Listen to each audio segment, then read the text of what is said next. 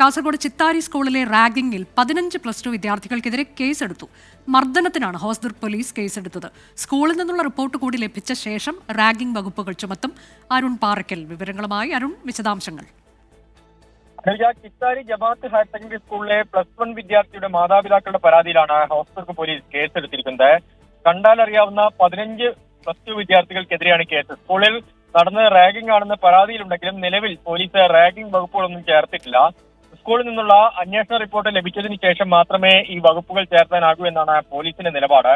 കഴിഞ്ഞ തിങ്കളാഴ്ചയാണ് പള്ളിക്കൽ സ്വദേശിയായ +1 വിദ്യാർത്ഥിയെ ഷൂ ധരിച്ച് സ്കൂളിലെത്തി എന്ന് ആരോപിച്ചുകൊണ്ട് +2 വിദ്യാർത്ഥികൾ, സീനിയർ വിദ്യാർത്ഥികൾ സംഘം ചേർന്ന് മർദ്ദിച്ചത്. ഈ കുട്ടി ഇത് വീട്ടിൽ പറഞ്ഞിരുന്നില്ല.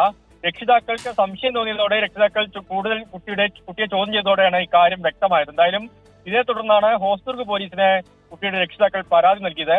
ഇതിൽ 15 വിദ്യാർത്ഥികൾക്കെതിരെ ഇപ്പോൾ കേസെടുത്തിരിക്കുന്നു. അനുജ, കാസർഗോഡാണ് +2 വിദ്യാർത്ഥികൾക്കെതിരെ 15 പേർക്കെതിരെ റാഗിംഗിന് പോലീസ് കേസെടുത്തത്.